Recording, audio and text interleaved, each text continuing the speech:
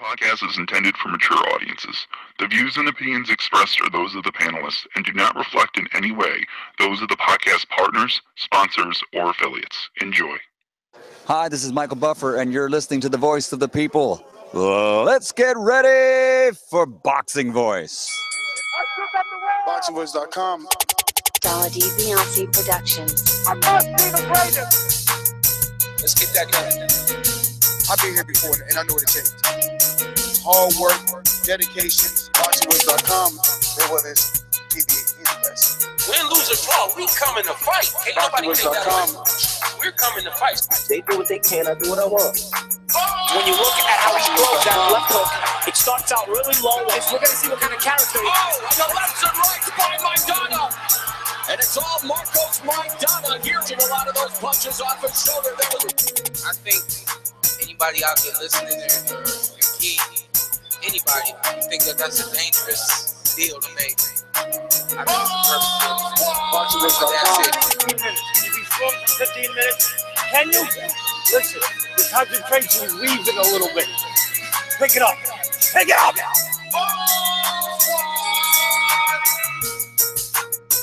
Some things about we got to deal with the body shots. I don't think you want to be that close to us. Welcome back, ladies and gentlemen. Welcome back to another spontaneous edition of the Boxing Voice. We are back, and today we're back with some breaking news. Jermall Charlo, former 154-pound IBF champion, holds wins over, Michael Finley, Austin Trout, Julian Williams, and most recently at 160 pounds, Jorge Sebastian Highland, making him the mandatory to the WBC at 160, and that champion is Gennady Golovkin. We're going to give you some details as to why he cannot immediately fight Golovkin, who is the current WBC champion. And we'll let you know what has been mandated by the WBC, which will be an interim title bout between Jermall Charlo and Hugo Centano Jr. It's an interesting matchup. Some may like it, some may not. We're going to head on out to the Golden State. Mr. Just Woke Up himself, Matt the Hipster Hunter. WBC Production. This is a beautiful performance against a very tough guy in Michael Johnson. How do you feel about it? Fuck yeah. Conor McGregor. Boxingvoice.com. You know me, Larry. From a wicked entrance, from a flip over the rock into a knockout. Now, when here the main thing is, I just hope the guy. I wish. Boxingvoice.com. Yes, the Hipsters here. Haters beware. And before I get to anything, we did have our inaugural TBV in the morning show with our new overlay earlier this morning. Even though it's 8 a.m., somehow Nestor didn't want to include me in the morning and have that, me be on the first day of the show. It's okay. I understand that. It's okay. But Jermall Charlo versus Hugo Centano Jr. Hugo Centano Jr. coming off that huge knockout win over Emmanuel Alim. So much to talk about here. Is this a good matchup? Is this the right matchup that's a build-up to a Triple G Canelo winner for Jermall Charlo? Because I think most people are going to pick Jermall Charlo to beat Centennial in this fight. But is Centennial a live dog here? I mean, there's so many things to get from this fight. Can we chop it off? And Mr. Doomy's here. 2 shows in a row. Doomy in attendance. Well, let's come on back to New Jersey. I'm the best ever. I'm the most brutal and most vicious and most ruthless champion there's ever been. There's no one can stop me. Lynch is a conqueror. No, I'm Alexander. He's no Alexander. I'm the best ever. There's never been anybody like me. I'm Sonny Liston. I'm Jack Dippy. There's no one like me. I'm from Nairclaw. There's no one that can match me. My style is impetuous. My defense is impregnable. And I'm just ferocious. I want your heart. Get up! Boxingvoice.com. Does he realize that he's muted? Pulling another amateur Doomsday move. Jermall Charlo, man. I've been up early, Matty. But yeah, Jermall Charlo versus Hugo Centeno. It's an interesting matchup. I mean, they've had like opponents, I believe, in Julian Williams. Jermall Charlo being the bigger guy, I'm always gonna lean towards Jermall. He's on a hot streak, him and his brother. I see Hugo being a live dog, however. So yeah. Live dog. Interesting choice of words, ladies and gentlemen. Interesting choice of words. Because when I originally seen this news, I said to myself, well, this could go one of two ways. It could be an easy win for Jermall Charlo. Like Doomsday already mentioned, his size. He's been on a hot streak. You know, he's knocking guys out. Superb uppercut that he landed on Julian Williams.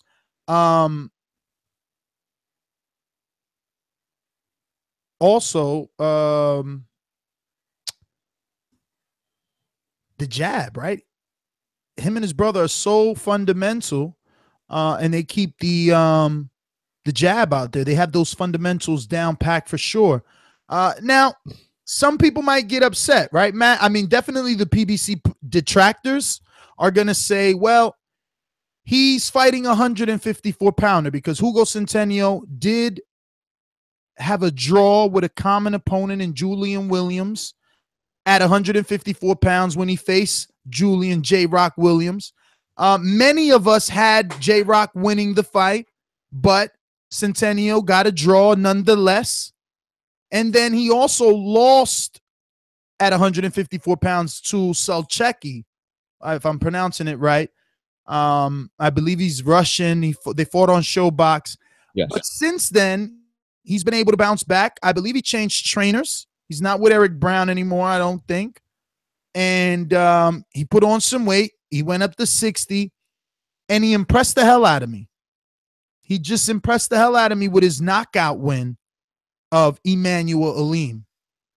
Now, the thing is, Emmanuel Alim bust on the scene and scored a very impressive win himself over Yevgen Heatroff, who is trained by Andre Rozier and Gary Starks Sr. When those two met, I didn't know what to expect. I thought that the heavily touted Yevgen Heatroff would pull away with the win, and Alim surprised us all. He became then what I believed was the interim WBC champion, or maybe silver. I know that our producer and / co-host Matt on the side can double check with BoxRec to see what they have it listed. Is it a silver? Is it an interim WBC? But he was given a green belt that day. Fast forward, he fights Centennial in a fight that I thought he would win because naturally bigger fighter. He was already at 60. Centennial moving up to 60. Go ahead, Matt. It was a silver belt, not an interim belt. Can you find out what's the difference between interim, silver, and intercontinental? Like what? And I can look that up for you. So where was I? We were in Centennial moving up and assuming Alim, who'd been looking good, especially against Yevgen Heatroff, that he would win because we had Centennial basically losing the Julian J-Rock Williams fight. Then he lost on Showbox to Maljestic Sulaiman, something like that. I'm definitely butchering the name, but whatever. Sulaiman. There you go. So we didn't expect Centennial, A, to have the power to score a knockout, and B, for it to be that type of performance. So I said all that, Matt, all that to then turn back and ask you a question that you'll probably answer a lot quicker and simpler than my drawn out story. But I did want to give information to our listeners. But and very quickly, we really be counting him out since he demonstrated surprising power. Before I answer that question, the difference between a silver belt or an interim belt, there really is no difference. They actually use interchangeably. The first time the silver belt was used was in 2010, Justin Savy versus Cyril Thomas in France. It was the silver belt was made to replace the interim belt, but now they're sort of used both interchangeably. But the only difference is the silver belt cannot be upgraded to a full championship if the full championship is vacated. Only an interim title holder can do that.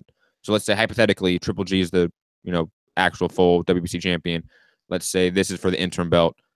if Jermall Charlo wins and then Triple G retires, Jermall Charlo is automatically upgraded to a full championship status. If he was a silver championship, technically speaking, he would not be allowed to be fully upgraded to championship status upon that happening. Now, for those fight fans that believe Jermall Charlo is everything I think he is, should we be upset? I can understand why some are. Or again, I don't know if people are. I don't know what the read is on this fight yet, to be honest. This is very new news. So I don't know what the consensus is. But I assume there are some people saying, oh, this is an easy mismatch. This is a tune-up or something. They're going to say those words. And I can see why. Jermall Charlo is a great boxer, great power, his speed, his reflexes. Like he checks all the boxes for what it takes to be a great boxer in this sport. Hugo Centennial is not that guy. But he is always a live dog. He is scrappy in that sense. And he does have that little bit underrated power. So he could maybe get Charlo to respect him. So there is a live dog essence because of the power. Once you add power to the element, it always makes a underdog seem more like a live dog. But Charlo should still be the overwhelming favorite in this fight. Because most people, I think, suspect Charlo should be up there with the Triple Gs, the Canelos, the Jacobs, the Saunders, the Lemieux. They think he belongs at that tier, not the Centennial tier. Yeah, I definitely agree with that. I believe he belongs at that Triple G. I was just talking to Nestor a little earlier off air. Like, I see him already facing him. You'll see some of his highlights, that he has that one knockout power. And, he definitely shows aggression. He's not afraid, I don't think that Jermall will be one of those guys to be, scared or intimidated by the boogeyman stories. So yeah, Centennial, however, he can still produce a good fight, an action fight. I don't see it going to the distance, but you just never know. It could just be a stay busy fight for Charlo because the middleweight picture at the top is very murky right now. We don't know what's going to happen with Triple G Canelo. We don't know what's going to happen with Billy Joe Saunders, David Lemieux. We don't know what's going to happen with Daniel Jacobs. There's a lot of question marks at the top. So I see this as a stay busy fight to see who comes out of those top five and who Charlo's going to pick off. That's what I see this as. Now, I know for certain that there are some fans upset that Charlo isn't facing Jacobs. I've even seen things saying that this is just Al Heyman's way of keeping Jacobs and Charlo separate. I really don't see how that connection could even be made. It seems, if you're intelligent and know the sport of boxing, it seems that they're on a collision course. Jacobs is on one end, feeling a sense of entitlement because of his close fight with Triple G, and also has a sense of like he's got like the big brother behind him, and the big brother being the machine that is HBO, saying on air numerous times that the fight was close and that he deserves a rematch. And then you have Jermall Charlo on this side of the track saying, I'm the mandatory, aligning himself, positioning himself, Jermall Charlo positioning himself in the WBC rankings to become the mandatory, to force it. So either man may or may face Triple G before they face each other, but it's or Canelo. I think that's even still more option because he's a money fight. Remember, everyone's going towards the money fight, not necessarily. When it comes to Triple G, very similar. Hold on, very quickly. It's similar to how like no one's talking about Wilder, Joseph Parker now, because everyone knows that they're trying to get Joshua. They're trying to get that fight. I think a lot of people are going to stop talking about Jacobs, Charlo right now because we all know they're trying to get Triple G Canelo. Yeah, they want the winner of that. Yeah. I was gonna say the way that this little WBC law was written, and what I read is that because Charlo right now is the mandatory, Jermall Charlo is the mandatory for the WBC champion in Gennady Golovkin, this mandate is coming down due to that, because they want to be respectful of their champion Gennady and give him the proper time to negotiate a rematch. So instead, they are mandating an interim fight between Hugo, who at one point either holds the interim title already, or Silver, that he beat from Aleem, versus their number one mandatory in Jermall. Now, the reason for that is because if negotiations don't go well with Gennady and Canelo, Mauricio Sulaiman said it would be unfair for Gennady to have to rush into the mandatory, and he should be entitled to a voluntary. So this opens it up for him to at least have a voluntary in that interim time. Like, okay, Canelo Triple G isn't going to happen right now. I don't want to fight Charlo per se, because I just want to, quickly do something, stay undefeated, and see can me and Canelo continue negotiations. So this is allegedly to make, allow that to happen, because they don't want to be part of not making the big fight, quote unquote. So yeah, I mean, look, we reported it, we said it. I don't know about that theory though. I don't know. I mean, for the WBC maybe, but it doesn't mean that Al Heyman and Charlo and their camp wants to do that. And Centennial is with Al Heyman, right? Yes. I don't believe that they are inclined to make this fight to allow Triple G and Canelo to happen. No, that's not the case for the WBC maybe, because the WBC still wants a hand in that cookie jar. Well, the rumor is, I'm pretty sure Al and all of them have something to do with this, bro. And I'll just tell you why. Because the rumor is this is going to land on the Earl Spence undercard. Ooh. January 20th. I'll be down with that. I might go to Brooklyn for that one. You or can't. Jersey, or just go Jersey, No, you can't, because we're going to be in your house or Info Joe's house. Right, huh? Yeah. I leave Los Angeles Sunday the 21st. Saturday is the 20th. So we'll be watching it either at your house or Joe's house. I don't know, JP's house. Whoever got the pool and the barbecue going.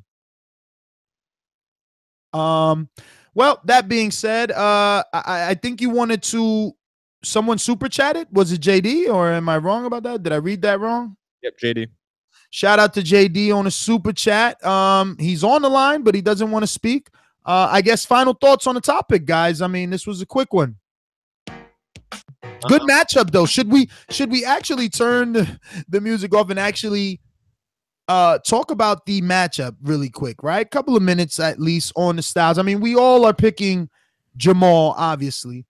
I guess there's no need to fucking match it, I mean, we do have a caller. Brandon from Houston did call in.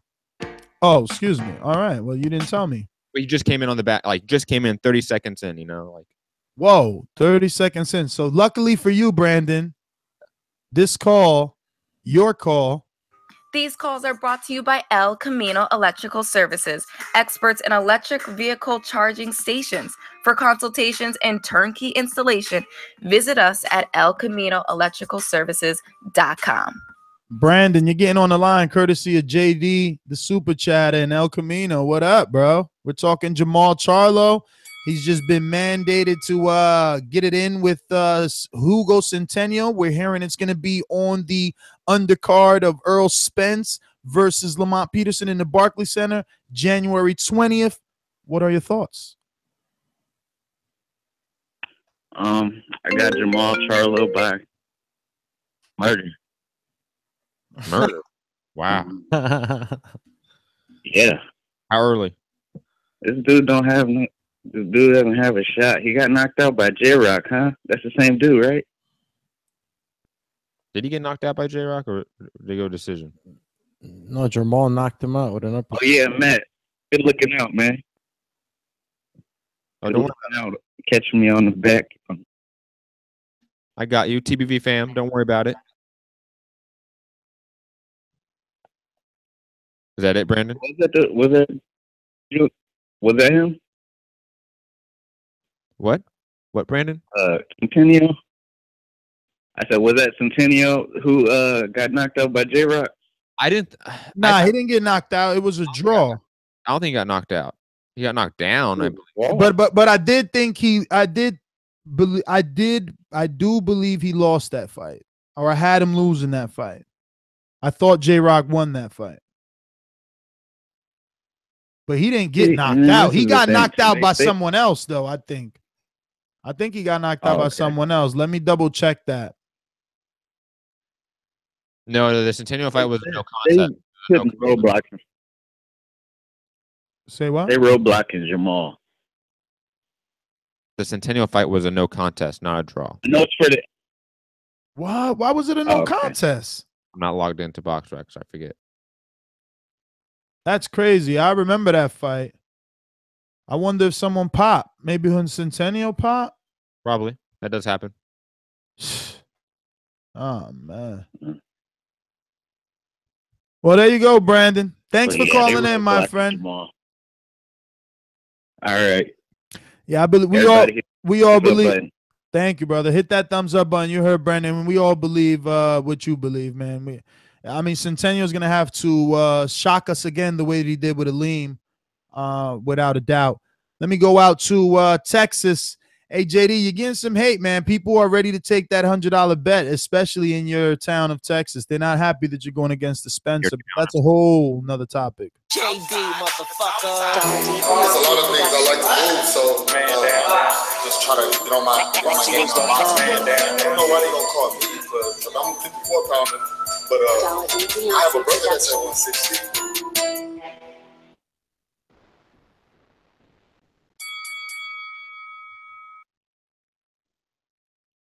But I know it's a crazy pick, man. But you know, I just like I said, I'm a fan of the boxers, man. I feel like he outboxed Danny. But to this subject, I just feel like I got a question more so than a just a statement. But like, how do y'all feel? Who do you think Charlo? Because I heard what's Golovkin trainer name? I forgot that punk's name. I can't stand that dude. But Abel Sanchez, I think his name is. He said some shit like Charlo got to prove himself at 160. So my question to you is, to you guys is, who is the fight or the fighter that Charlo can face? Because this dude ain't it. And it's not going to give him no kind of credibility. But who's the guy that you think that he can get in there with, and people be like, okay, he ready for Triple G, or that tier?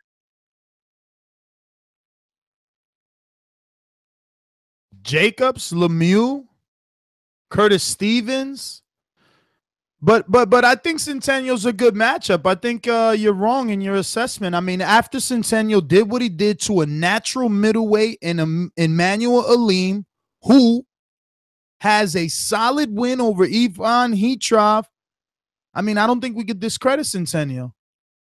If J-Rock is on the comeback trail, why can't Centennial be on the comeback trail from his no contest with J-Rock or his loss to Saulecki?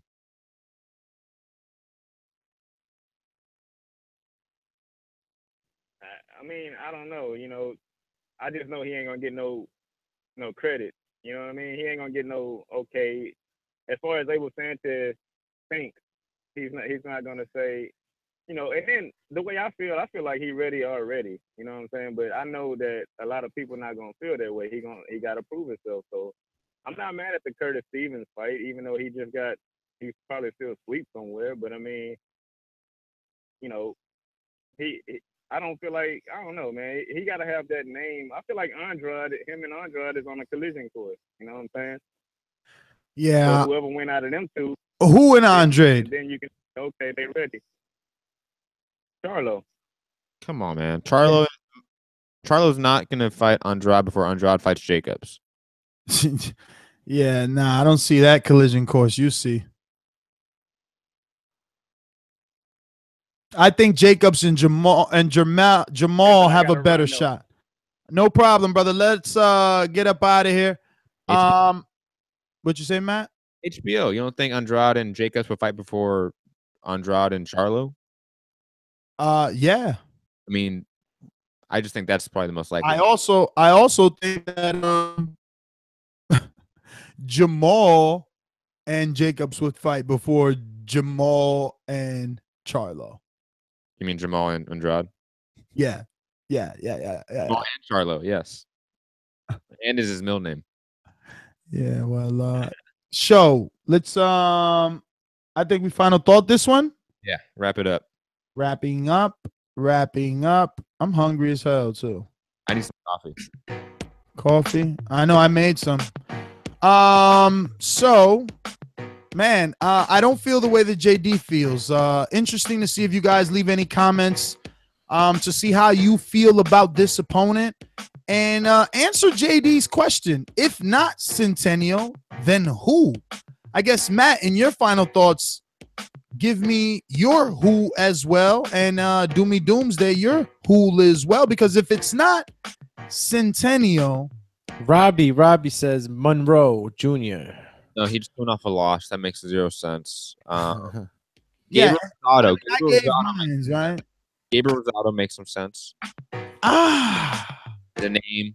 That's crazy that you guys would give more validity to a guy with about 9 losses versus a guy that has 1 and is coming off of a huge knockout of an up-and-coming interim titleist. I mean, I don't know. I mean, Rosado is much more established in the division than Centennial, I would say. Like, Aleem's, like, again, Centennial's biggest win is Aleem. Aleem's biggest win is Heatroff. Who are those guys? Like, that, like those are all prospects. Like, your best win can't be a prospect. Let's give Hugo some credit. He can box, you know. True, but it doesn't make him elite. They're 2 different things. I think he's gonna make a good fight for Charlo, even though, you know, of course, I'm going Matt, for Jermall. You guys are mean. You got to understand, if there's no Centennials where we consider an underdog, we erase the Rocky story, and that's what boxing is built on. And Centennial proved how much of a Rocky he is with his knockout destruction of Emmanuel Aleem. Whether you want to say who is Aleem, what about the fashion in which he knocked them out? That means something. I agree with that point, but very quickly, that 212 number is the very own Coach Mitty. Oh, that's midday. US phone, you know. Oh, I gotta forget. I can always forget that he's got the US phone. Mitty, we're gonna go ahead and bring you on because that's what we do to our Patreon family. What up, B? Yo, we meeting up. We meeting up in a couple hours or what? You going Uber, right? Yeah, I will do that. I'll Uber. Or do you want to meet up to eat? We should eat. I'm starving, but I don't know if I could wait. I don't know if I could wait till 2:45 to eat. I gotta eat right now. I'm about to eat my arm. No, don't wait. Don't wait because I'm taking the people from work for lunch, and then from there they're gonna go for Thanksgiving, and then I'll go and meet you guys. I hope you made some space or you came with a decent sized suitcase. I got to send a couple of shirts to our UK family out there. But anyway, let's get right into it. The news is Jermall Charlo will be taking on Hugo Centano Jr. for an interim WBC. In the interim, while Gennady and Canelo get their things together. A couple of questions. I mean, I'm sure you've been listening, right, for at least 3 minutes, so you heard my questions to my co-host. So I mean, jump in. Yeah, I mean, like I figured out, I think, what the question is. I think you're asking, like, who should Charlo be fighting, and if that's a good fight. I'm not gonna pretend I know much about that Centeno, like, so I don't really know too much about him, but I really wouldn't mind to see him against Rosado just to see what he's gonna do, right? And just because I'm more familiar with Rosado, and maybe that's why. But why is everyone forgetting? Why is everyone forgetting that the little brother Jermall, and I don't mean that like in a condescending way or anything like that, but he is the younger brother or the smaller brother in body, right? And he already beat Rosado very well, very early in his career. Like, he did that a long time ago. It's possible. People forget about that, though. Possible, and and it's very likely that Jermall will do that too, and will do that with like a stoppage. What I think it will do for his name, though, and what I think it will do to set up other fights and the bigger fights that he's talking about would be better, because people like me, for example, that don't know much about the dude is about to fight, will be able to say, oh, actually, we want to see Jermall with the likes of Golovkin. We want to see Jermall with the likes of Canelo, because, those are guys that are in and around like that. We know what happens with like Rosado and those guys, right? So that's fine. And that's the reason why people want to see a name that is more recognizable and a name that they can draw comparison with, right? So, and that's the only reason I'm saying that. But there are other fights that could be happening. I'm not just saying that this guy who's an up and coming prospect or is just like beating like interim contender to the belt is not a good opponent. It might be a good opponent, but I'm more interesting to see him against a name that I know and recognize. So that's really the point I want to put across. All right, Mitty. Well, thanks for calling in. Listen, man, I mean, he's right? Like, it would make more marketable sense to have a more recognizable name in there with Jermall Charlo. I'll put it this way. Rosado isn't a name that I'm like, I want that fight more. But I know that it's probably a more realistic name to propel you to a Triple G or Canelo. Yeah, but you got Rosado on social media trying to get a Julio Cesar Chavez come off the couch fight. That's true, huh? That's good. Yeah. That's smart by him, by the way. Shout out to Gabriel Rosado trying to make some money moves. But it is a money move, not only because of the legendary name, but also Mexican Puerto Rican rivalry. You got it. He's really going in his bag. Listen, and it's in Mexico City right now. Credit to Rosado, man. I watched him come all the way up. I mean, even the power that he has on social media at this point, this guy's getting a good percentile in engagement on his posts. He's truly a Rocky story, people's champ. He did movies. I mean, but I don't think that he deserves a shot just because he lost to the brother. What about Ryota Moreta? Just got watched by 30 million. I mean, you got to go to patreon.com/ThaBoxingVoice to hear my interview, exclusive one-on-one sit down, never seen, never heard before with Bob Arum, where he completely says Ryota Moreta, Toyota Corolla will not be fighting anybody.